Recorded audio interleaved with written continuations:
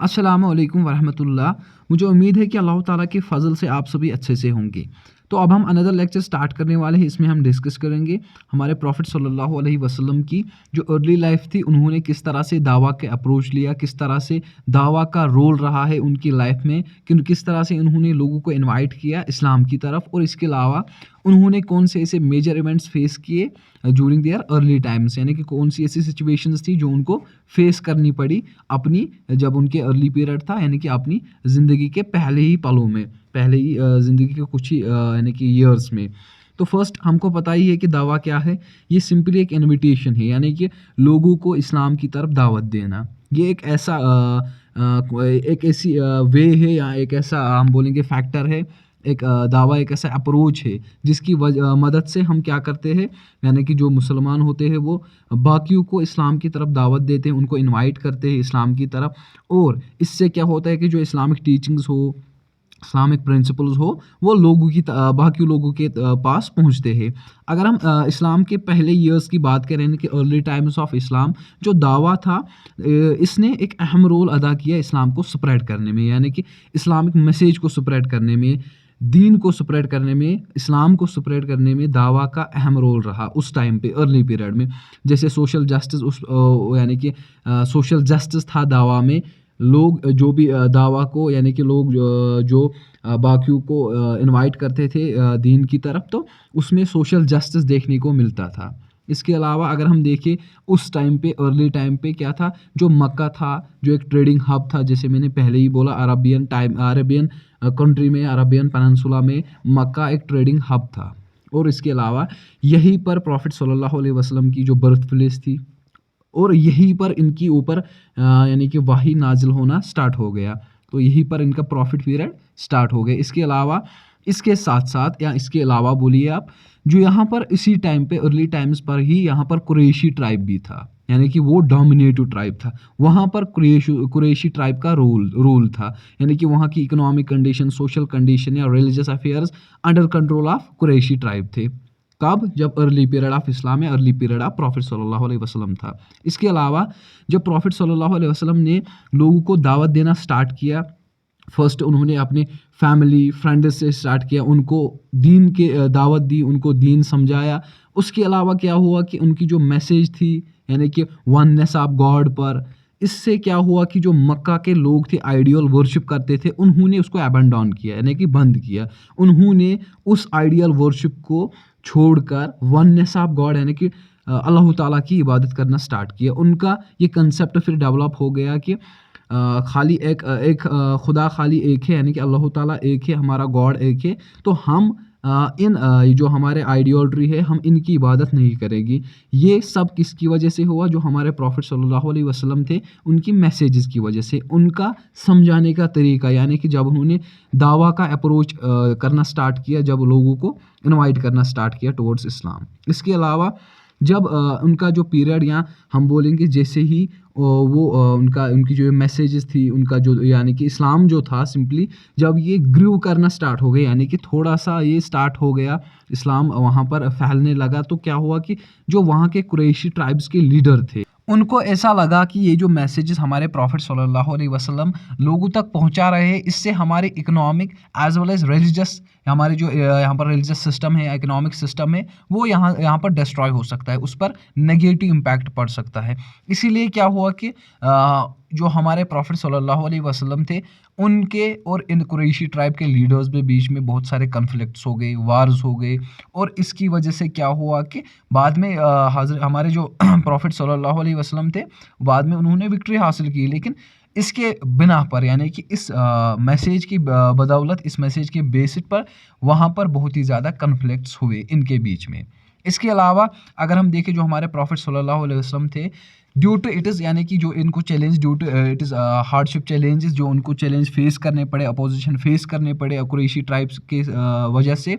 इसके अलावा इनका ये जो मिशन था, यानी कि इसके बगैर इनका ये जो मिशन था, वो कंटिन्यू होना स्टार्ट हो गया, यानी कि उस पर ज़्यादा इम्पैक्ट नहीं पड़ा, और लोग इस्लाम की तरफ आना चालू हो गए, यानी कि इस्लाम की तरफ आना स्टार्ट हो गए।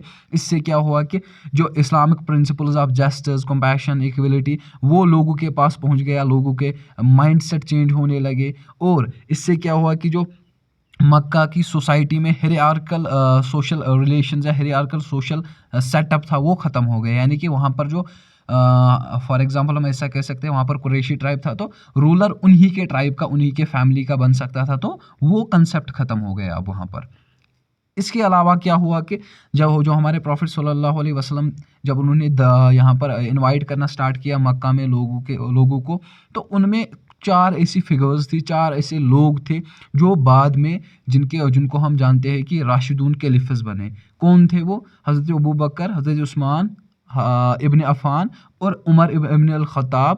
یہ بعد میں کون بن گئے؟ پرومیننٹ کمپیننز آف پروفٹ صلی اللہ علیہ وسلم، یعنی کہ حضرت ابوبکر، حضرت عثمان بن عفان، حضرت عمر بن الخطاب، یہ بعد میں پرومیننٹ کیلیفز یا پرومیننٹ راشدون کیلیفز بن گئے پروفٹ صلی اللہ علیہ وسلم کے بعد میں۔ تو یہ بھی ایک ایونٹ تھا، یعنی یہ بھی ایک کنڈیشن، ایک سچویشن تھی جو وہاں پر، یہ فیکٹر تھا جو وہاں پر مکن پیریڈ یا مکہ کی سوسائٹی میں ارائز ہوا تھا due to the messages of prophet صلی اللہ علیہ وسلم۔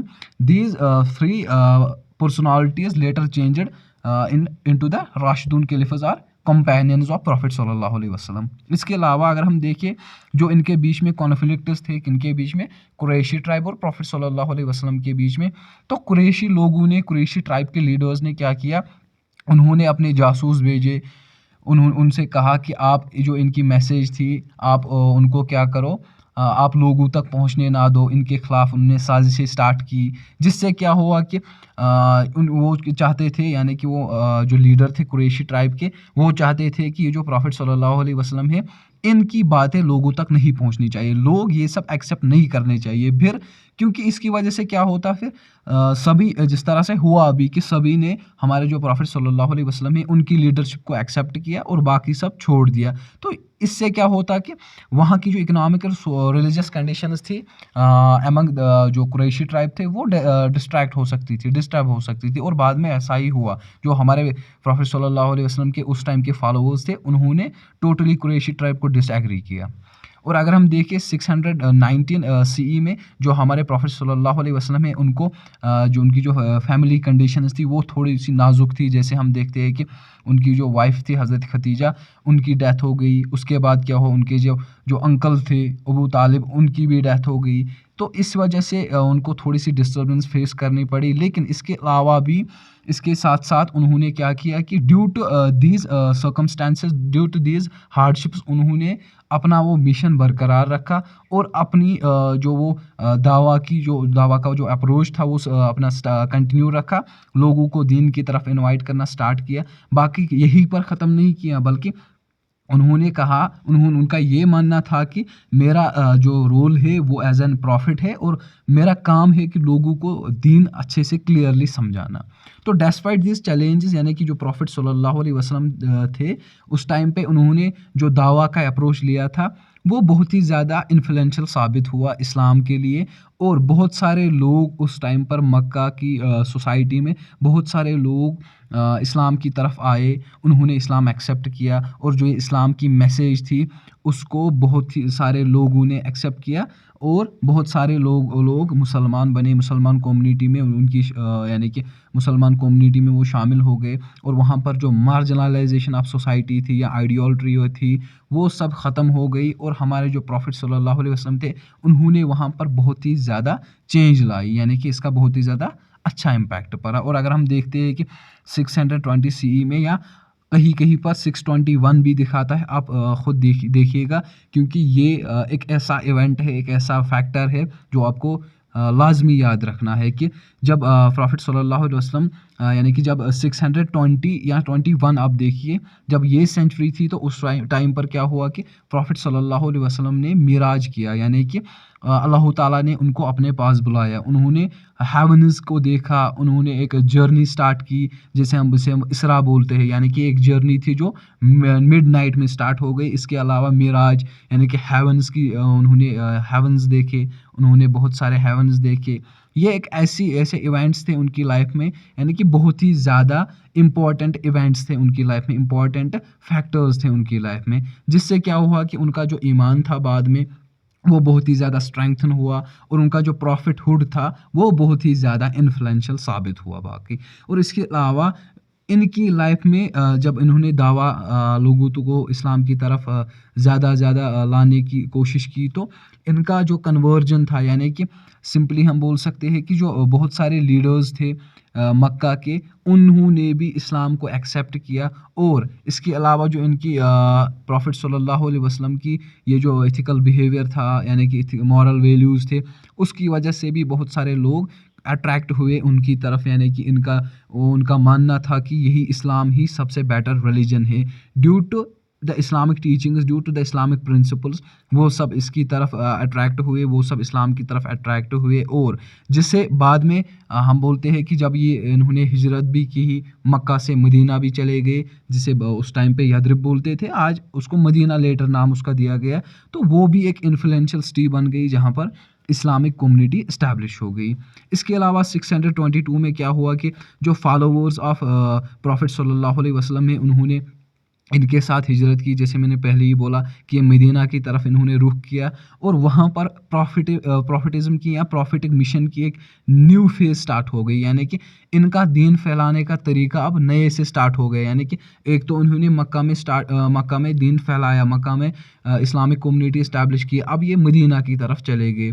जिससे क्या हुआ कि वहाँ की जो गवर्नेंस थी, कम्युनिटी बिल्डिंग, ये थोड़े थोड़े ऐसे फैक्टर्स थे जिससे इस्लामिक स्टेट की फाउंडेशन पड़ गई। यानी कि जब ये मदीना की तरफ चले गए, जब इन्होंने मदीना में लोगों को दावत देनी स्टार्ट की इस्लाम की तरफ, तो वहाँ पर इन्होंने कुछ ऐसे फैक्टर्स दिए, कुछ ऐसी टीचिंग्स दी, सेइंग्स या एक्शंस बोलिए आप अपनी हदीस में, जिससे क्या हुआ कि इस्लामिक गवर्नमेंट की थोड़ी सी फाउंडेशन वहाँ पर बननी स्टार्ट हो गई। और वहाँ पर इस्टेब्लिशमेंट, यानी कि थोड़ी सी वहाँ पर लोगों के बीच में ऐसा कंसेप्ट स्टार्ट हो गया, इस्लामिक स्टेट अगर होगी या इस्लामिक स्टेट अब जब बनेगी तो उसका कंसेप्ट क्या होगा, वहाँ पर कौन से प्रिंसिपल्स होंगे, वहाँ पर कौन से लॉज होंगे, सोसाइटी कैसी होगी, रिलीजियस कंडीशंस कैसी होगी इस्लामिक स्टेट में, या इकोनॉमिक कंडीशंस कैसी होगी इस्लामिक स्टेट में। तो ये सारे कंसेप्ट्स डेवलप हो गए जब हमारे प्रॉफिट सल्लल्लाहु अलैहि वसल्लम कहाँ पर, मदीना में चले गए।